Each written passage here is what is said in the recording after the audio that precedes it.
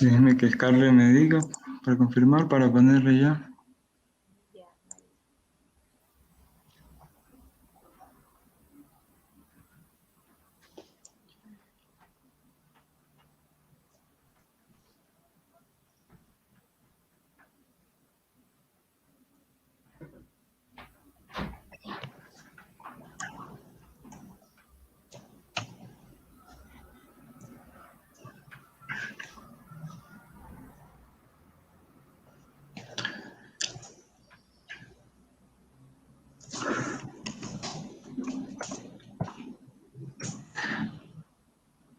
Ahora sí.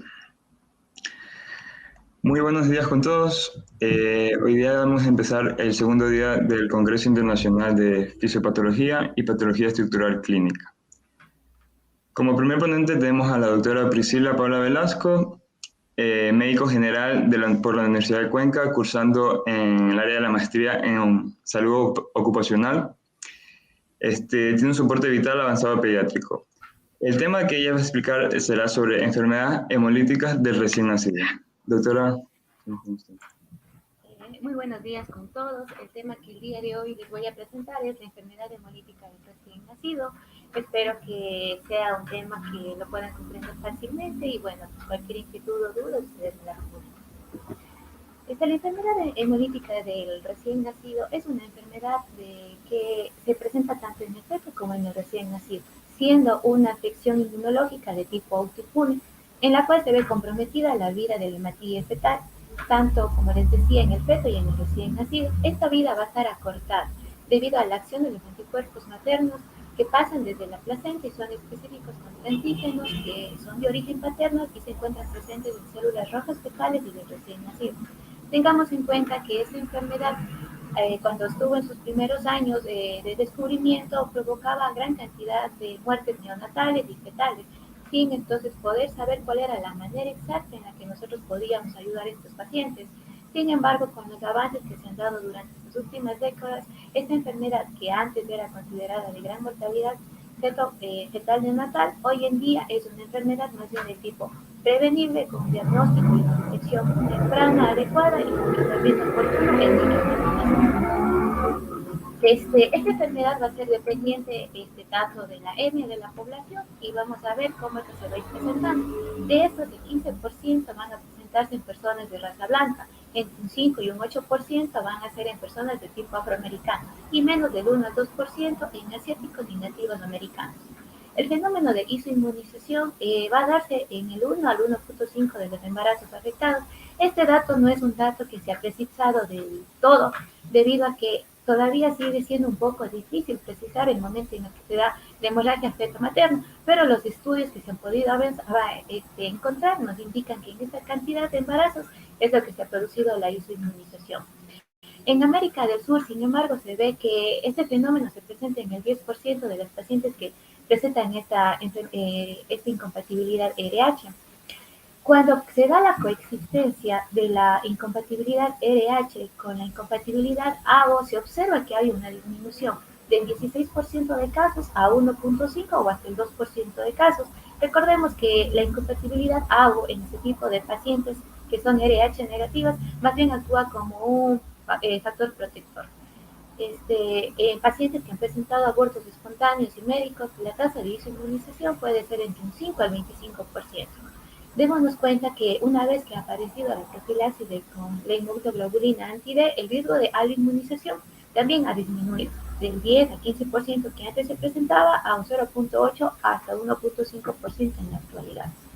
Recordando un poco en la historia, vemos que desde los años 400, y esta es la primera descripción de esta enfermedad, con Hipócrates a través de las enfermedades de forma hidrópica.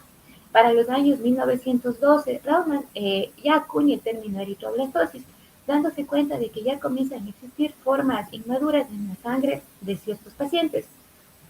Diamond en el año de 1932 ya nos describe un poco más lo que es la eritroblastosis y nos indica que la presencia de hidropesía, ictericia y anemia congénita estaban relacionadas entre sí. Pero no es hasta los años 38 donde Darrow nos indica que hay una presencia de un anticuerpo materno que está pasando hacia el feto. Y ya para los años 40, Steiner y Weiner nos indican, o ellos identifican cuál es ese antígeno en el feto que reacciona contra o provoca la aparición de anticuerpos en la madre, siendo esto lo que es el grupo RH. Entonces, desde este entonces hasta nuestros tiempos actuales, se han dado grandes progresos, grandes descubrimientos en relación a lo que es el estudio de la enfermedad hemolítica del recién nacido.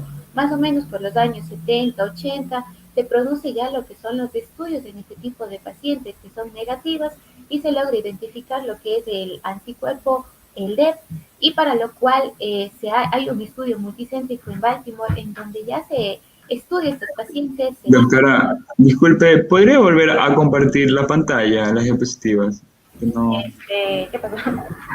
y es que se salió. A ver, ¿qué pasó? Disculpe.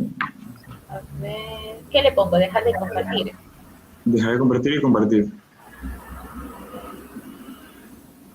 A ver, le pongo dejar de compartir, ya le dejé de compartir. Y Y ahí ahora estamos. le pongo compartir, ¿verdad? Sí, en donde la diapositiva que estaba. ¿Te cargo algo tal vez? Déjeme ver. Un segundo. Un momentito.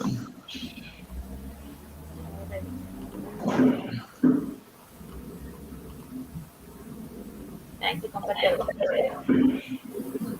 Ahí sí. A ver. Sí, ahí sí. Exactamente. Bueno, entonces, retomando lo que estábamos diciéndoles, entonces es en Baltimore en donde se experimenta por primera ocasión lo que es la administración de inmunoglobulinas y de estos pacientes, observando ya un gran descenso en la mortalidad neonatal. Ya para los años 90, la OMS ya la toma como medida profiláctica y de esta manera se ha podido observar cómo esto ha ido disminuyendo, no podemos decir por completo, pero en una gran magnitud. Recordando nuevamente lo que fue el estudio de los grupos ABO, tenemos a Carl Steiner, quien fue la persona que descubrió a los grupos ABO. ¿Qué es lo que hizo él? Interaccionó el suero y hematíes a distintas personas, entonces descubriendo diferentes reacciones. Entonces, de esta manera logró identificar a los glóbulos rojos de tipo A, B y O. Pero es Sturley quien complementa a esa tipificación de grupos con el AB, recordando que los AB pueden recibir sangre tanto del grupo A como del B, pero ellos en sí no pueden darle su sangre a estos grupos porque hemoliza. Entonces, como les decíamos, entonces, una vez que hemos encontrado todos estos grupos sanguíneos, se ha podido determinar las causas de incompatibilidades, posibles causas de hemólisis, pero se seguía viendo de que no era suficiente o que había alguna razón más por la que estos pacientes seguían hemolizando. Es así entonces de que comenzamos a estudiar el sistema RH. Para los años 1609, Louise Bourgeois, una partera, nos publica en la prensa francesa ya un primer caso en el cual ella sospechaba que algo pasaba con estos fetos. Ella recibe un embarazo gemelar, producto del cual recibe una niña hidrópica, la cual fallece a las pocas horas del nacimiento, y el otro es un niño, el cual aparentemente nace en buenas condiciones, pero a las pocas horas de vida, este bebito desarrolla un íctero intenso y muere en una posición de opistótonos, presentando lo que se conoce como hiperníquero. Para los años 32, Diamond, Blachar y Batty hacen una publicación sobre eritroblastosis fetal y anemia del recién nacido, pero en sí ellos no pudieron precisar cuál era la causa exacta para que se presentara esta hemólisis en el feto. Ya para los años 39, Levin y Henson reportan una reacción post-transfusional en una mujer que daba a luz a un feto hidrópico. Entonces, esta mamita lo que va a presentar fue una hemorragia postparto. Una vez entonces de que esta señora recibe transfusión de la sangre de su esposo, se puede observar cómo aglutinaban a las células de su esposo. Entonces, ella se plantea la idea de que el feto había heredado algo del padre y a su vez, cuando la mamá recibió la sangre de esta persona, nuevamente ella presentó una aglutinación. No es hasta los años 40 cuando nuevamente Steiner y Weiner determinan cuál es el antígeno responsable de esta insectinización. Ellos, mediante su experimento de la sangre, ocupando el suero de un conejo previamente inmunizado con las hematíes del macaco rhesus, inmunizan a una población de caucásicos y observan que hay un grupo de glóbulos rojos que aglutina. Entonces a esto les conoce ellos como los RH positivos y otro grupo que no aglutina. Entonces, de esta manera se puede descubrir cuáles serían una de las principales causas para que se dé la enfermedad hemolítica en estos pacientes. Recordemos entonces de que la enfermedad hemolítica está afectando entre 80 individuos por cada 100.000 nacidos vivos al año. En una realidad parecida a la de nosotros, como es la población mexicana, esta va a ser el responsable del 0.33% de la mortalidad neonatal. En otros países, como es el caso de Cuba, aún se siguen viendo una gran cantidad de casos de eritroblastosis fetal. Tal es el caso de este estudio que ellos hacen en el año 2019 al 2020 en un hospital materno-infantil, en el cual se puede observar que hay 118 casos de eritroblastosis fetal, es decir, que hay una prevalencia de total del 45% de los pacientes que ellos estudian que presentan este tipo de enfermedad. ¿Y qué es entonces la enfermedad hemolítica del recién nacido? Esta es una anemia de tipo hemolítica inmune, en la cual van a disminuir tanto la hemoglobina como los eritrocitos fetales por acción de componentes plasmáticos que son las inmunoglobulinas que van a alterar a la membrana del eritrocito. Entonces, en esta enfermedad va a cursar con una eritroblastosis, con la presencia de un hidrox, con ictericia de gravedad variable dependiendo de cuánto estuvo expuesta la paciente y con una posterior destrucción del eritrocito fetal. Como decíamos anteriormente, tiene que haber una reacción antígeno-anticuerpo para que se produzca la hemólisis. Entonces, este proceso se da a través de la sensibilización de los hematíes fetales, los cuales van a provocar la aparición de anticuerpos maternos. Para que este proceso se dé, estos anticuerpos maternos tienen que ser de clase IgG, lo que va a provocar una hemólisis progresiva y con la consecuente liberación de bilirrubina. ¿Cuáles son las causas que van a provocar la la enfermedad hemolítica del recién nacido? Como Doctora, mande. disculpe, es que las diapositivas no están avanzando. ¿En cuál se quedó? En la misma que puso hace un rato, la de... Pero La en la de siguiente. el RH negativo, ahí está cambiando. Es que se quedó en eso. A ver, entonces ahí está pasando. Sí, ahí sí está pasando. Entonces sí se vio esta, Sí, sí. Hasta donde la que se quedó, ¿cuál era? en esta. Ya, desde ahí, así mismo vaya avanzando. Gracias. Entonces ya. Entonces, las causas son, entonces, por como decíamos, las incompatibilidades ABO, las incompatibilidades RH, teniendo en cuenta que entre los RH, el que es un agente más inmunógeno, el subtipo de RH es el D. Existen otros tipos también que son estudiados, como el C, el sistema Kell, que también provocan gran cantidad de hemólisis en los recién nacidos o en los fetos, por defectos a nivel de la membrana del eritrocito, es decir, en el caso de la esferocitosis hereditaria y por defectos enzimáticos de la membrana del eritrocito. Entonces, para comprender un poco mejor lo que pasa en la enfermedad hemolítica del recién nacido, se van a dar una secuencia de pasos para darse la sensibilización y posterior destrucción de los glóbulos rojos.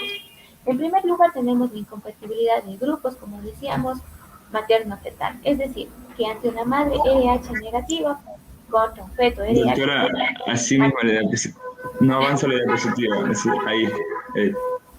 Le voy a dejar entonces así, ¿ya? Para que pueda pasar, porque Sí, ahí, para pasar una ahí, por una. ahí se Sí, está pasando, ¿verdad? sí, sí está pasando, ok. Ya. Entonces, como les decía, por la incompatibilidad de grupos en el tipo de los grupos sanguíneos materno-fetal, eso se va a dar porque tenemos un RH negativo de la madre frente a un RH positivo del feto. Entonces, recordemos que este proceso se va a dar a nivel de la membrana del eritrocito. Aquí van a estar los antígenos, que son unas glicoproteínas, y dependiente de la cantidad de glicoproteínas, de su capacidad de expresión, los números de sitios que ocupen estos en la membrana del eritrocito, y a su vez la capacidad que ellos tengan de provocar la formación de anticuerpos en la madre, va a ser también entonces la intensidad que se presente la anemia en el feto o en el recién nacido. Recordemos entonces que, como decíamos, para que se dé esta sensibilización debe haber un contacto entre la sangre del bebé y de la madre. Entonces esto se va a dar a través de las hemorragias feto-maternas. Doctora, Disculpe, los estudiantes me comentan que desde la diapositiva número 5 se ha quedado y como que han tenido inconvenientes con entender el tema. No sé si usted podría repetir desde la diapositiva número 5, que es la que están poniendo en el chat. A ver. Tiene, Sí, sí, ahí tiene que avanzar una por una, porque si no, va a estar confundido. a ver, entonces desde aquí estamos claros. Sí, Ya. desde ahí en adelante. Ahí sí. Ya, entonces, como les decía anteriormente, entonces es con Carla Steiner que descubrimos la presencia de los grupos sanguíneos. Abo, como sabemos, él lo que hizo fue interaccionar suero con hematíes de diferentes individuos, observando cómo se aglutinaba o no se aglutinaba con diferentes personas. Entonces, él determina la existencia de los grupos Abo. Pero ya para los años 1904, es Sturley quien agrega un grupo más a esto, descubriendo el grupo AB. Entonces, como sabemos, el grupo AB va a recibir tanto sangre del grupo A como del B, pero ellos en sí no pueden donarles ni al A ni al B por la presencia de los anticuerpos que tienen en ellos para una posterior hemólisis que se podría realizar. Entonces, como les decía anteriormente, entonces, a pesar de que se descubrieron a los grupos sanguíneos, aún se seguían presentando casos de hemólisis y no se podían precisar en sí las causas. Y sobre todo estos casos eran más llamativos en las mujeres posparto. Es por eso entonces de que comenzamos a estudiar el sistema RH. Entonces, para los años 1609, la partera Louise Bourgeois publica en la prensa francesa un caso de un embarazo gemelar. En este embarazo gemelar, ella observa el nacimiento de un feto hidrópico, el cual fallece a las pocas horas de haber nacido, y otro recién nacido, perdón, que aparentemente nace en buenas condiciones, pero que a las pocas horas presenta un ictero intenso, el cual fallece en una posición de opistótonos. Para los años 32, Diamond, Blackman y Batty hacen una publicación sobre eritroplastosis fetal y anemia del recién nacido, pero en sí ellos no han podido precisar la causa por la que se presentaba. Sí tenían en cuenta de que había una correlación, pero no sabían cómo era que funcionaba. Es por eso que para los años 39, Levin y Stenson reportan una reacción post-transfusional de una mujer que estaba dando a luz un feto hidrópico y ella presenta una hemorragia postparto. Entonces, posterior a la hemorragia postparto, ella recibe sangre de su esposo. Levy nos demuestra que esta paciente tenía un anticuerpo que aglutinaba las células del esposo y él postula entonces que la mamita había sido inmunizada con un antígeno del feto que heredó del papá. Entonces, no es hasta los años 40 donde nuevamente Steiner y Weirman determinan que el antígeno responsable de todo esto es el RH a través de un experimento. Ellos tenían previamente lo que es el suero del conejo, de los conejos previamente sensibilizados con los RH del macaco rhesus. Es un mono que tiene mayores similitudes con lo que es nuestra composición y observaba, esto fue indicado o fue sometido ante los sueros de personas caucásicas, que es en donde se observa que el 85% de ellos aglutinan. A estos que aglutinan se les considera como los RH positivos y a aquellos que no han aglutinado, que es más o menos un 15%, se les consideraba como los RH negativos, puesto que ellos no presentaban a este antígeno en la superficie de los eritrocitos. ¿Ya? Entonces, recordando, esta enfermedad afecta más o menos a 80 individuos por cada 100.000 nacidos vivos al año. En México, que tenemos una población parecida a la de nosotros, sigue siendo el responsable de la mortalidad neonatal en un 0.33%. En otros países, como es el caso de Cuba, ellos aún siguen estudiando la presencia de eritroblastosis fetal. Tal es el caso que para el periodo comprendido entre el 2019 y el 2009, en el Hospital G del Valle de Ramos, ellos registran 118 casos de eritroblastosis fetal. O sea, la población que ha sido ingresada en este hospital, lo que corresponde al 45% total de la provincia que ellos han estudiado de casos de eritroblastosis fetal. Entonces, vamos a poder ir entendiendo a qué se refiere esta enfermedad hemolítica del recién nacido. Como hemos dicho, es un tipo de anemia de tipo hemolítica en la cual hay una disminución de la hemoglobina y del eritrocito fetal. Esta disminución se va a dar por acción de un componente plasmático, que son las inmunoglobulinas que van a provocar alteraciones a nivel del eritrocito fetal. En esta enfermedad se incluyen lo que es la anemia de origen hemolítico, la eritroblastosis y la presencia del hidro fetal, además de la ictericia que va a ser de grado variable dependiendo de la presencia de anticuerpos maternos que existan en la circulación fetal. Como decíamos, entonces va a formarse lo que es el complejo antígeno-anticuerpo. Se va a dar por la sensibilización de la hematía fetal, es decir, que la hematía fetal tiene el antígeno del padre presente en su superficie y van a provocar de que se generen anticuerpos de la madre. De estos, los que van a pasar o para provocar la sensibilización son de clase IgG, lo que va a llevar a una hemólisis progresiva y una liberación de la bilirrubina, provocando las diferentes manifestaciones clínicas que posteriormente iremos describiendo. Las causas de este tipo de enfermedad es la incompatibilidad ABO, la incompatibilidad del sistema RH, teniendo en cuenta que de todos los subtipos de RH, el antígeno D es el que se presenta con mayor frecuencia y es el mayor, o es el inmunógeno que con mayor frecuencia provoca la hemólisis en este tipo de enfermedad. Puede también darse por defectos de la membrana del eritrocito o por defectos enzimáticos de la membrana del eritrocito. Entonces, para irnos entendiendo, este es un proceso en el cual se va a dar por múltiples pasos, los cuales iremos describiendo poco a poco. Como decíamos anteriormente, primero debe haber o existir una incompatibilidad de grupos, tanto grupos sanguíneos materno-fetal, es decir, que tenemos una madre RH negativa contra un feto RH positivo. Recordemos que este proceso se va a dar a nivel de la membrana del eritrocito, es decir, que en ella vamos a encontrar las glicoproteínas, que son los antígenos paternos. Entonces, dependiendo de la cantidad de antígenos paternos que existan en el glóbulo rojo del recién nacido, de la cantidad de sitios que ellos estén ocupando en la membrana del eritrocito y de su capacidad que tengan para formar anticuerpos en la madre de tipo IgG, va a depender el grado de anemia que van a presentar en la posteridad. Para que se produzca este fenómeno en el contacto feto-materno, debe producirse primero un tipo de hemorragia, puede ser una hemorragia feto-materna. Recordemos que existen múltiples causas de hemorragia, tanto en el primer trimestre, así como también en el segundo y en el tercer trimestre. Entonces, estas hemorragias van a provocar entonces el contacto entre las diferentes sangres y a su vez el periodo de sensibilización. Entonces, este periodo de sensibilización o de inmunización se va a dar en dos etapas, una etapa primaria y una etapa secundaria. La etapa primaria va a ser de tipo lenta, esta va a estar mediada por IgM. Entonces, al mediarse por IgM, en este proceso no se va a dar la sensibilización. ¿Por qué razón? Porque las IgM, de tener un gran peso molecular, no van a atravesar la placenta, por ende, no van a provocar este fenómeno que estamos diciendo que es de la inmunización. Esa más bien se produce en su etapa secundaria, es decir, cuando hay contactos con la IgG. Recordemos que las IgG más bien tienen un peso molecular muy bajo, por lo que fácilmente atraviesan la placenta. Entonces, ¿cómo se van a producir los anticuerpos? Como decíamos anteriormente, dependiendo de la cantidad de antígenos que hay en la membrana del eritrocito fetal, recordemos que cuando coexiste las incompatibilidades RH con las ABO, más bien se lo considera como un efecto protector. ¿Qué queremos decir? Que van a disminuir el grado de anemia. ¿Por qué?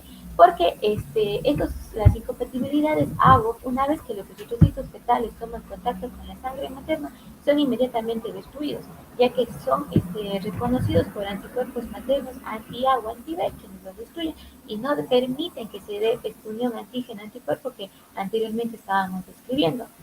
También va a depender mucho del patrón de expresión de los antígenos RH, teniendo en cuenta que de todos estos RH, el D es el que va a producir mayor hemólisis. Y de ellos tienen una subclase, que son los RH2R, los que van a provocar entonces como que mayor afinidad por los anticuerpos de la madre. Y también van a ser dependientes de la capacidad de la respuesta inmune que tenga la mamá. Entonces, dentro de estas inmunoglobulinas que estábamos describiendo, recordemos que ellas van a ser las que van a provocar la reacción antígeno-anticuerpo. Existen 4 tipos de inmunoglobulinas de nuestro interés, la IG3 y la IG4. La IG1 y la IG3. La IG1, esta va a estar presente desde las fases tempranas desde la sensibilización hasta las 20 semanas de gestación. ¿Por qué esto es importante? Porque si en esta o esta está presente en el fenómeno de inmunización, va a ser la responsable también de que se produzcan las anemias más severas. En cuanto a la IG3, ella va a estar presente desde las semanas 28 hasta las 32 del embarazo. Y la presencia de ellas determina en tal caso con mayor incremento de bilirrubinas en efectos sensibilizados. Entonces, una vez que se ha dado este fenómeno en el cual ya se ponen en contacto el antígeno fetal con el anticuerpo materno, se va a dar ya lo que es la destrucción del eritrocito. Esta destrucción del eritrocito va a darse por dos vías, que puede ser por la vía dependiente del complemento y por la vía que no es dependiente del complemento. La que no es dependiente del complemento es más bien por un proceso de quimiotaxis, en donde se da a través de macrófagos. Estos macrófagos lo que van a hacer es opsonizar al glóbulo rojo y posteriormente dando con su destrucción. Pueden ser destruidos inmediatamente o a su vez ellos podrían escapar a la circulación nuevamente en forma de esferocitos y estos van a ser recapturados por los sistemas hematopoyéticos como son el hígado y el vaso. Como decíamos también, entonces la destrucción del eritrocito puede darse a nivel de lo que es el sistema del complemento, pero este sistema del complemento más bien funciona con lo que son los anticuerpos A y B, es decir, lo que les decía hace un momento, una vez que el glóbulo rojo fetal es captado por la sangre materna, inmediatamente son destruidos. ¿Por qué? Porque este sistema funciona a través de IgM, entonces las IgM tienen una acción rápido, por lo que su destrucción es inmediata, sin dar como resultado la unión antígeno-anticuerpo para que se produzca la sensibilización en la madre. Entonces, haciendo un pequeño recordatorio de todo lo que hemos visto, la enfermedad hemolítica del recién nacido se va a dar ante la presencia de incompatibilidad de grupos, es decir, una madre RH negativa ante un feto RH positivo. Para que este proceso se pueda presentar, es necesario que se presenten hemorragias feto-maternas, es decir, contacto de la sangre del feto con la madre. Este contacto se va a realizar a través de la placenta y generalmente se producen durante el tercer trimestre. El 46% de los casos que se han dado de hemorragias feto-maternas ocurren en este periodo. Una vez que se presenta entonces este contacto o esta hemorragia feto-materna, ocurre el fenómeno de inmunización. En este fenómeno de inmunización, como dijimos, va a generarse los anticuerpos por parte de la madre, esos anticuerpos que son de tipo IgG, siendo importantes la Ig1 y la Ig3. Con la posterior destrucción del eritrocito fetal, como decíamos, a través de lo que es la vía del complemento o por quimiotaxis. Entonces, luego de que ha sucedido todo este proceso en nuestro recién nacido, vamos a tener las características clínicas que provocan la enfermedad del recién nacido, la hemolítica del recién nacido. Luego de que... Doctora, disculpe, ¿podría acomodarse un poquito el micrófono? Que los compañeros dicen que no se escucha muy bien. A ver, ahí tal vez, ahí no sé. Sí, ahí se escucha un poquito mejor. Ahí se escucha mejor. Sí. Ya. Y si pudiera ampliar las diapositivas. Lo que pasa, no sé si se vuelvan a colgar. Ahí. Al parecer las comparte, pero no se amplía. Entonces ahí estaría bien, ya le comunico. Entonces, Igual sí. me avisa si es que igual nuevamente se cuelga, ya. Ok, está bien. Listo. Entonces, una vez entonces que se ha dado este fenómeno de sensibilización, ¿qué es lo que vamos a obtener en nuestros fetos? Como decíamos anteriormente, una vez que se destruye el glóbulo rojo, va a darse tanto la anemia como la ictericia. Al existir anemia en el recién nacido, disminuye la capacidad de transporte del oxígeno. Por ende, tiene que haber una hiperplasia tanto medular como extramedular como mecanismos compensatorios. Entonces, cuando nuestro sistema medular comienza a sobrepasar sus límites, entonces es lo que comienza a liberarse a sangre en formas inmaduras de glóbulos rojos. Y una vez, como decíamos, que el sistema medular sobrepasa ya lo que es su límite, entonces van a intervenir lo que son los órganos hematopoyéticos, entre estos el hígado y el vaso, con alteraciones estructurales, es decir, daños o alteraciones a nivel de la articulación portal, disminución de la presión oncótica, con posterior observación de lo que son los edemas, la citis, lo que se conoce como el hidrox letal. Entonces, recalcando lo que hemos dicho, una vez que se da este tipo de hemólisis se provoca la anemia. Esta anemia lo que va a provocar es que... Doctora, disculpe, las diapositivas podría ponerla como estaban hace un rato, porque no se están, ahí ya se cambiaron. Sí. Ya, ahí, ya. Sí, es que no se están cambiando, gracias. Listo, entonces, este fenómeno entonces de la anemia lo que va a provocar, como decíamos, es que le aumente el eritropoyetina, es decir, que se dé una hematopoiesis. Como decíamos, puede ser tanto medular como extramedular. Si es de tipo medular, entonces al momento de sobrepasar sus límites se van a liberar formas de glóbulos rojos de tipo inmaduro hacia la circulación. Cuando entonces se activan los mecanismos extramedulares, estos van a cursar con visceromedales.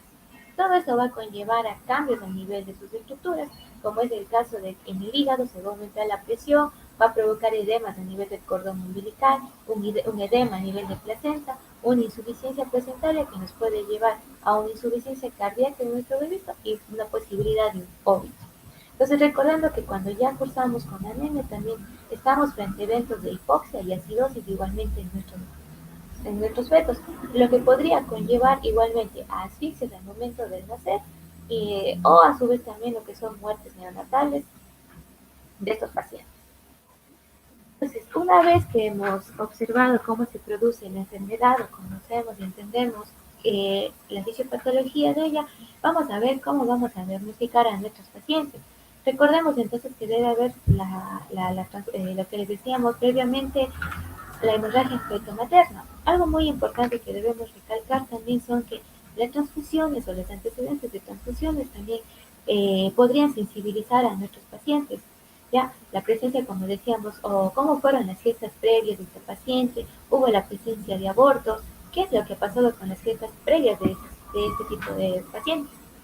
Los objetivos en este tipo de pacientes es identificar los factores de riesgos para enfermedad hemolítica por isoinmunización ARH en el recién nacido, realizar un diagnóstico temprano del recién nacido con enfermedad hemolítica por isoinmunización ARH, iniciar un tratamiento oportuno al recién nacido con enfermedad hemolítica por isoinmunización ARH, disminuir las secuelas neurológicas o su gravedad de los recién nacidos con enfermedad hemolítica por isoinmunización ARH y también indicar la aplicación de gamma globulina anti-D en estos pacientes. Entonces, los abordajes que vamos a tener en estos pacientes van a ser desde el punto de vista obstétrico, desde el punto de vista inmunohematológico, así como también un abordaje neonatal. Recordándonos que la enfermedad hemolítica del recién nacido está afectándolo desde su vida intrauterina, es decir, desde que es feto hasta que puede ser recién nacido. En el caso de que esta haya sido severa, puede llevarnos incluso a la muerte fetal por un fallo multiorgánico, como se lo describió previamente. Cuando los procesos hemolíticos han sido más bien leves, su detección en el momento del parto podría darse o a su vez también en los controles posteriores del bebé. Entonces, como decíamos, partiendo desde el abordaje obstétrico, importante con nuestros pacientes que acuden a su primer control de embarazo, pedir grupo sanguíneo, RH y la presencia de lo que son los anticuerpos irregulares, así como también lo que son las pruebas de CUMS. En el caso de la mamá, un CUMS indirecto. Informarle a nuestro paciente en el caso de que ella podría estar necesitando la inmunización con la inmunoglobulina anti-D, además de que va a necesitar ya un seguimiento y tal vez medidas de prevención para evitar que sea la enfermedad hemolítica en el recién nacido. Como anteriormente decíamos, recordemos de que van a haber diferentes momentos en los cuales se presenten las hemorragias feto-paternas y que a su vez cursarán con la sensibilización de estos pacientes. Entonces, si la hemorragia feto-materna se da durante el primer trimestre, vamos a aplicar entonces los 120 microgramos de la inmunoglobulina anti-D, sea intravenosa o intramuscular, durante cualquier momento de la gestación, posterior al evento del sangrado. Y las de segundo y tercer trimestre, recordando que son las del tercer trimestre las más frecuentes, se va a aplicar igual en la mamita, 120 microgramos de la inmunoglobulina por vía intravenosa o 300 microgramos intramuscular hasta 72 horas posteriores al efecto o a este tipo de evento del sangrado. En cuanto al abordaje obstétrico, desde el punto de vista obstétrico, para poder hacer ya lo que es un diagnóstico de anemia fetal, nos vamos a basar en lo que es la ecografía y el Doppler feto-placentario, determinando o recordando que a través del eco las anemias son consideradas cuando estas están por 2 desvíos estándares debajo de la media, siendo leves si es que están entre 2 a 4, moderadas si es que están entre 4 a 6 y severas si es que están más de 6. Su medición se va a hacer a través de la velocidad máxima de flujo de la arteria cerebral media, recordando que si este es mayor a 1.5 unidades de la mediana, entonces se la considera ya como una anemia. Eso de los desvíos de estándares están más bien clasificados en tablas, ya que van a ser dependientes igual de semanas de gestación y de valores para poder determinar los grados de anemia. Como podemos observar en la gráfica, entonces van a estar determinados por semanas de gestación y por la velocidad de la arteria cerebral media. Anemias leves o que no existan presencia de anemia se consideran pacientes de bajo riesgo. En estos pacientes más bien los controles van a ser bimensuales o cada mes. Pero en pacientes en los cuales ya luego de haber sido clasificadas, observamos entonces que según las curvas están de este lado de la curva y más bien observamos que la velocidad del flujo nos da entonces valores muy elevados, son pacientes de alto riesgo. En estos pacientes lo que se debe hacer son, en primer lugar, controles seriados, es decir, un control cada semana para ir viendo si la curva más bien se va a estar yendo hacia el lado izquierdo y van a ser necesario tratar a estos pacientes. Es decir, este efecto va a necesitar algún tipo de otro tratamiento o saber hasta cuándo estaríamos con esta gesta. Otro tipo de abordaje que se puede dar desde el punto de vista obstétrico es una cordocentesis. Entonces, la cordocentesis en sí no es muy practicada porque, como sabemos, es un método invasivo que también podría provocar más bien una sensibilización. Este más bien ya se lo ocupa cuando tenemos el diagnóstico de las anemias fetales y más bien para precisar lo que es grupos sanguíneos en caso de que nuestro bebito necesitaría ser transfundido. Desde el punto de vista inmunohematológico, recordar igualmente que vamos a pedir lo que son el tipo de sangre, el tipo de RH de esta paciente y, si es que se pudiera, la investigación de anticuerpos irregulares. Dependiendo de las semanas de gestación con las que se esté cursando, se va a aplicar las diferentes pruebas, por ejemplo, hasta las 17 semanas, pruebas por PCR, entre las 24 y 28 semanas, pruebas a nivel de tubo, pruebas en gel, dependiendo de lo que posean los laboratorios en los que estamos trabajando. Bueno, este sí hay que agrandarlo un poquito. Ya, no sé si se ve bien el cuadro. Entonces verán, cuando tenemos a nuestra embarazada, los controles que estábamos diciendo van a ser desde el primer trimestre, determinación de ABO, RH y lo que son anticuerpos irregulares. Recordemos entonces cómo sería el manejo. Tenemos una madre RH positiva con anticuerpos irregulares negativos. Entonces nos indican que se deberían repetir estos anticuerpos y esa determinación de grupo a las 24 y 34 semanas. Si todo nos sale normal, tenemos un control habitual con un parto entero. Cuando tenemos una RH negativa con anticuerpos irregulares negativos, igual, vamos a repetir el control antes de las 28 semanas. ¿Por qué razón? Porque ya al ser negativa, a pesar que tenga anticuerpos negativos, necesita su profilaxis de inmunoglobulina antiviral de 300 microgramos a las 28 semanas. Pero en el caso de que tengamos igual a la RH negativa con sus anticuerpos positivos, ya se le va a manejar como una gestante sensibilizada. En el caso, en cambio, de que tengamos una gestante heterocigótica, es decir, que tenga un RH negativo, pero que también tenga positivo y que esté fenotípicamente expresada como negativa, con anticuerpos irregulares positivos, entonces nos recomiendan hacer la especificación de lo que son los anticuerpos, o sea, qué anticuerpo es el que está aquí, que se titule, y al igual que identificar el fenotipo del padre y también como de ser posible el fenotipo fetal. Entonces el fetal, como decíamos, se puede hacer a través de lo que es la cordocentesis. Igualmente el manejo es como una madre, como una gestante sensibilizada. Entonces, desde el punto de vista neonatal, primerito, o sea, hay que identificar cuáles son los embarazos de riesgo y al igual que alertar al equipo de qué tipo de paciente podríamos estar recibiendo. Como decíamos anteriormente, importante una buena historia clínica y un trabajo en conjunto tanto de medicina transfusional como del departamento de obstetricia. Como sabemos, este tipo de pacientes podría ser que la gesta se dé antes del término, por lo cual es considerado el uso de corticoides prenatales para así dar lo que es la maduración pulmonar y evitar que se sumen síntomas o personas se sumen lo que son enfermedades por respiratorio en estos pacientes que ya de por sí vienen complicados. Hay estudios que nos indican que la ligadura de cordón oportuna también disminuye lo que son los factores de riesgo en el paciente, es decir, menor cantidad de anemia, menor cantidad de bilirrubinas elevadas. Una vez que hemos tenido a nuestro recién nacido, igual importantísimo, a nivel de cordón determinar tanto el grupo sanguíneo, determinar la prueba de CUMS, cómo estamos con la hemoglobina y el hematócrito y las bilirrubinas de este paciente. Hay que tener algo muy en cuenta, que no todo paciente que sea hijo de una madre RH negativa va a necesitar internación. Recordemos que por la profilaxis de la inmunoglobulina ante B, estos casos han disminuido han disminuido de una manera significativa, teniendo la posibilidad también de tener recién nacidos asintomáticos, los cuales van a ir a la sala de alojamiento conjunto con sus posteriores observaciones e inclusive ser dados de alta sin la necesidad de ser ingresados. Pero obviamente también van a haber recién nacidos que van a necesitar un tratamiento específico dependiendo del tipo de alteraciones que presenten. Entonces, este es otro cuadrito que hablábamos anteriormente sobre las gestantes sensibilizadas. Como decíamos, hay que identificar primero el anticuerpo materno que estamos teniendo, cuántos títulos de ese anticuerpo tenemos y el fenotipo del padre. Una vez que hemos determinado el RH del feto en el plasma materno, vamos a ver si es que hay ausencia de incompatibilidad, es un control habitual.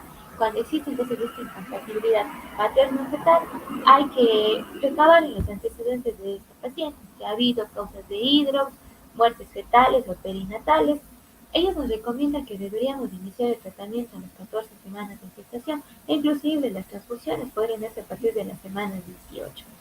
Cuando existe la incompatibilidad materno-fetal, los anticuerpos entonces cuando se encuentran sobre los 1/28, es lo que decíamos anteriormente, hay que hacer las ecografías seriadas, una cada semana, y también lo que son anticuerpos maternos cada 2 semanas. Hay que ir observando cómo van estos, como decíamos, si ya nos lanzan las curvas hacia anemias moderadas o graves, tendríamos que ir viendo lo que ya es finalización del embarazo. Si es que los valores se estabilizan o a su vez no aumentan o disminuyen, vamos a tener controles estables con embarazos que tal vez lleguen al término. Cuando entonces tenemos con títulos menores a 1/128, es lo que decíamos, las ecografías van a ser más espaciadas cada mes, igual los títulos maternos van a ser estudiados cada 4 semanas. Si la paciente entonces ha permanecido estable, no ha habido mayor compromiso, vamos a tener la finalización de un embarazo posiblemente a término. Pero cuando ya observamos que a pesar de tener una paciente estable, en algún momento sus anticuerpos maternos aumentan o hay alteraciones que nos indican anemia a través del ecodoppler, igualmente podría ser que la gesta termine se dé antes de lo que es el término. Entonces, el tratamiento que se va a dar en los pacientes va a ser encaminado tanto en su periodo prenatal como en su periodo postnatal. Teniendo en cuenta que durante el periodo prenatal podrían darse las que son las transfusiones intrauterinas, como decíamos anteriormente, ya previamente clasificados de los pacientes, aquellas que cursen con anemias moderadas a graves o a su vez presenten ya signos de hidro, van a ser las que necesiten esta transfusión intrauterina. ¿Cómo se va a hacer esta transfusión? Esta transfusión se va a hacer a través de funiculocentesis, que es como podemos observar aquí la canalización de la vena umbilical. ¿Cuándo vamos a hacer esto? En fetos posiblemente menos de 32 semanas, con hematocritos menores de 30, teniendo en cuenta de que la sangre que estamos tocando es la sangre fetal. ¿Qué sangre es la que vamos a transfundir en estos fetos? Debe ser una sangre que sea del tipo O negativo, que tenga menos de 5 días de su extracción, radiada con menos de 24 horas, citomegalovirus negativa, en fracciones de 10 ml cada 2 minutos. Y la cantidad de sangre que vayamos a transfundir nos va a depender de la volemia del feto, más o menos dentro de 50 a 100 ml lo que se transfunde. Entre los postnatales, ¿cuáles son las metas que tenemos en este tipo de recién nacidos? Primero, prevenir la muerte por anemia severa o por hipoxia, evitar la neurotoxicidad por hiperbilirubinemia. Hay pacientes que van a requerir estabilización respiratoria y hemodinámica. Es por eso que estos pacientes deben siempre ser tratados en una unidad de tercer nivel, con el personal adecuado y sobre todo con los implementos necesarios para darles un soporte vital adecuado y que podamos entonces mantenerles su vida y mantenerlos estables. Van a haber pacientes que tal vez no nos nazcan tan comprometidos y a su vez necesiten lo que es una fototerapia o ser examinados. Ya, entonces en cuanto hablamos ya de los tratamientos postnatales, también puede darse lo que estábamos hablando, al igual que hemos transfundido prenatalmente nuestro paciente, también puede darse transfusiones postnatales. Una vez que nace nuestro paciente, tiene características clínicas de estar anémico, entonces con sangre de cordón vamos a observar que si la hemoglobina está en menor a 12 miligramos sobre decilitro o tenemos bilirrubinas mayores a 5, entonces va a ser tributario de una transfusión de este paciente. En otro tipo de pacientes, aquellos que nacen con ictericia marcada o a su vez observamos de que comienza a presentarse pocas horas después del nacimiento, ellos van a ser tributarios de la fototerapia. Esta es una de las medidas no invasivas de gran utilidad que nos ha servido para el control de lo que son bilirrubinas. Como decimos, es no invasiva y su uso ha ayudado mucho a disminuir lo que es las posteriores sanguíneas transfusiones por hiperbilirrubina. Entonces, ¿cuándo vamos a dar fototerapia? Vamos a considerar igual la concentración de bilirrubinas séricas totales en el recién nacido, su edad postnatal en horas, los factores de riesgo que existen en este paciente, recordando entonces de que existen curvas propiamente establecidas para cada edad gestacional del paciente. Estas curvas ustedes les pueden encontrar en la guía NICE que les va a servir para ir estudiando su paciente. Entonces, de acuerdo a esto, vamos a observar si nuestro paciente es necesario recibir fototerapia. Entre las fototerapias, la más usada es la de luz azul, puesto que es una luz más intensa, la que llega a cumplir con la cantidad lumínica para que pueda la bilirrubina ser absorbida por el cuerpo y para poder ser eliminadas por la orina. Cuando iniciamos fototerapia, como les decía, cuando los lumbares nos indiquen, vamos a hacer monitoreos posteriores y cuando vamos a quitar la fototerapia es cuando ya estamos con 3 miligramos sobre decilitros por debajo del umbral inferior de las curvas que tenemos. Entonces, también tenemos que tener en cuenta de que esta fototerapia podría ser necesaria una vez que hemos retirado, ya que se pueden dar fenómenos de rebote. Por eso es importante hacer controles posteriores a las 12-18 horas de haber retirado la fototerapia. ¿Cuál es la importancia entonces de dar fototerapia para que nuestros pacientes se les disminuyan las bilirrubinas? Porque como sabemos, esta bilirrubina no conjugada tiene una especial adición hacia el tejido cerebral. Entonces, cuando estas comienzan a ir subiendo, van a irse hacia el tejido cerebral, provocando lo que son fenómenos de apoptosis, necrosis celular, compromisos a nivel de ganglios basales, como son el globo pálido, el putame, el núcleo caudado, núcleos oculomotores, produciendo daños neurológicos irreversibles, como decíamos, el kernicterus, lo que también va a cursar con lo que son ciertos tipos entonces de retrasos a nivel de lo que es el desarrollo psicomotor de este paciente. Otro hallazgo que se ha descubierto para el tratamiento de la hiperbilirrubinemia es el uso de inmunoglobulina intravenosa para los fetos que generalmente son RH, están sensibilizados al RH. Su dosis son de 500 miligramos intravenosos por 4 horas y el paciente tiene que estar recibiendo fototerapia. Con la recomendación de inmunoglobulina es competir por los sitios en donde se encuentra la unión antígeno-anticuerpo en este paciente. Entonces, al competir, sacarlo y eliminarlo, entonces nos va a ir ayudando a que nuestro paciente, a pesar de que luzca muy ictérico, con bilirrubinas muy elevadas, disminuye el riesgo de exsanguinarse, que es lo último que se desearía en nuestros pacientes.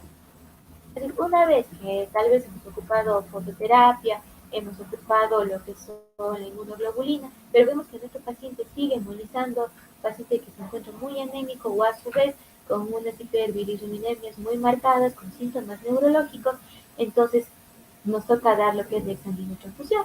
Entonces, la exsanguinotransfusión es un proceso que se da en neonatos que están muy complicados. Como podemos ver, el proceso se lo hace a nivel lo que es de la vena umbilical con una sangre de donante que debe ser la misma del feto o a su vez una sangre O negativa con las características previamente descritas. ¿Cómo se va a realizar? Extrayendo la sangre del feto, perdón, del recién nacido en pocas cantidades y también entonces infundiendo la sangre del donador. Entonces, al ser un procedimiento de mucho cuidado, entonces requiere un monitoreo continuo de signos vitales para evitar entonces la muerte de estos bebitos, porque es un procedimiento de alto riesgo. Como todo procedimiento invasivo, entonces puede cursar con ciertas complicaciones, como son infecciones a nivel del lugar donde se está realizando el procedimiento, trombosis a nivel de la vena umbilical, enterocolitis necrotizante por el procedimiento mismo que estamos haciendo, por introducción de catéteres a este nivel. Entonces, actualmente todavía continuamos estudiando lo que es la enfermedad hemolítica del recién nacido. En los últimos años, entonces, lo que se ha querido corroborar o saber si aún sigue persistiendo alteraciones, problemas, qué es lo nuevo que se ha descubierto acerca de esto. Es por ello que tenemos a Vallejo. Vallejo en el año del 2018, en lo que su tema de estudio es el impacto en el diagnóstico temprano de la enfermedad hemolítica del recién nacido en neonatos mayores de 2 kilos mediante el tamizaje de las bilirrubinas por métodos transportantes, que es lo que nos indica Vallejo con su estudio. que el diagnóstico precoz de hiperpinilrubinemia y la captación temprana de estos pacientes va a disminuir también lo que es su estancia hospitalaria. Es el mensaje que nos deja con su investigación. Flores Gutiérrez y Meneses, ellos en cambio estudian lo que es la aplicación de los diagnósticos de inmunohematología en el banco de sangre en el año 2015. Entonces, lo que quisieron ellos demostrar con su estudio es saber si aún sigue siendo muy prevalente el grupo RH positivo y dándose cuenta de que todavía sigue siendo así, pues en su estudio ellos indican que el 94.5% de su población estudiado es RH positivo y siendo RH negativa cerca del 5%. Palibuja, Mugubansi y Mujayinsi en el año 2018, ellos en cambio estudian como los diferentes haplotipos que se presentan en el RH en una población de Uganda, encontrando nuevamente que el haplotipo más frecuente que se presenta en el RH es el tipo D, que es el más sensibilizante o el que a su vez cursa con la enfermedad hemolítica del recién nacido. García, Marchena y Fonseca en el año 2020, igual ellos estudian la frecuencia de fenotipos de grupos sanguíneos del sistema ABO y del RH en un banco nacional de sangre, determinando que sigue siendo prevalente el O positivo en un 67% de los casos. Fuentes y Martínez en el año 2020 estudian la enfermedad hemolítica del recién nacido como infección prevenible. Entonces ellos solo hacen una pequeña revisión, nuevamente recalcando que lo que se presenta con mayor frecuencia son la anemia, la ictericia, la hepatitis pleumomegal y a su vez ellos también concuerdan en que el diagnóstico precoz y oportuno es necesario para poder manejar a los pacientes y que las transfusiones intrauterinas también han disminuido mucho las complicaciones de este tipo de pacientes. Peña, Gámez y Álvarez en estudios también de enfermedad hemolítica del recién nacido, indicándonos nuevamente que aquellas que están relacionadas con el RH suelen ser las más severas. De estos RH, como decíamos anteriormente, el anti-D es el que con mayor frecuencia se presenta.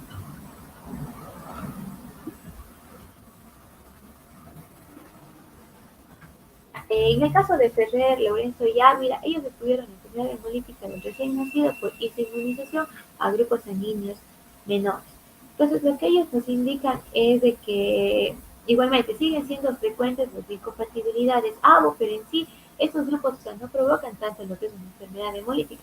Y también concuerdan en que los casos de RH son los que mayormente provocan enfermedad hemolítica del recién nacido.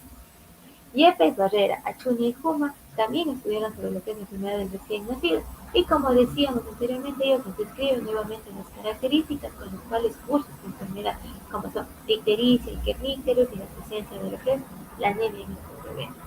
Wallet, Chuba y Sakir en el año 2020 hacen un estudio transversal, observando la frecuencia igualmente de los RH en la producción de Islamabad. Nos demostraron igual que el RH es un grupo poco frecuente y ellos igualmente apoyan lo que es las transfusiones intrauterinas para evitar la anemia en estos recién nacidos. Entonces ya para ir concluyendo, recordemos que estas enfermedades hidrópicas aparecen desde los años 400. Es con Steiner que en el 40 descubrimos la presencia del factor RH, afecta a 80% de los individuos por cada 100.000. Como decíamos, esta enfermedad se caracteriza por presentar anemia, elidros y ictericia. Para que se presente este tipo de enfermedad es necesario que la madre sea una RH negativo con un feto RH positivo. Las causas son varias, determinando que en sí la RH es la principal de las causas. Como observamos clínicamente que se puede observar en los fetos, anemia, presencia de hipertensión portal, ictericia, los hidrops. Para su diagnóstico observamos que vamos a tener diferentes abordajes, por ende un trabajo multidisciplinario y entre sus tratamientos tanto en la época prenatal a través de las transfusiones intrauterinas y en los postnatales dependiendo de las patologías que presenten recién nacidos. ¿Qué se recomienda? Entonces, en toda embarazada en su primer control solicitar grupos sanguíneos, factor RH, pruebas de PUM, una adecuada elaboración de la historia clínica, en aquellas madres RH negativas, tener una estricta vigilancia sobre el feto y en aquellas negativas, entonces darnos cuenta de que también debemos estudiar lo que son anticuerpos irregulares en cada trimestre. Recordarles lo que es la administración de la inmunoglobulina anti-D y sobre todo la importancia que esta tiene en ellas. Entonces recordemos entonces que esta inmunización anti-RH tenemos que ir observando entonces los niveles o los títulos de estos anticuerpos, la velocidad de la arteria cerebral media o ante la presencia de cualquier tipo de hidrox, entonces el paciente ya se va a considerar tributario para una transfusión intrauterina o a su vez podríamos también considerar terminar lo que es el embarazo. Entonces, en lo que son tratamientos postnatales, como decíamos, igual transfusiones posteriores al nacimiento, fototerapia en quienes lo necesiten o examinarse en el caso que el paciente también sea necesario. Y pues bueno, entonces eso es todo lo que se ha podido hablar sobre enfermedad hemolítica del recién nacido. Muchas gracias por su atención. Muchas gracias, doctora. No sé si algún compañero tenga alguna pregunta para hacer. La leemos en el chat.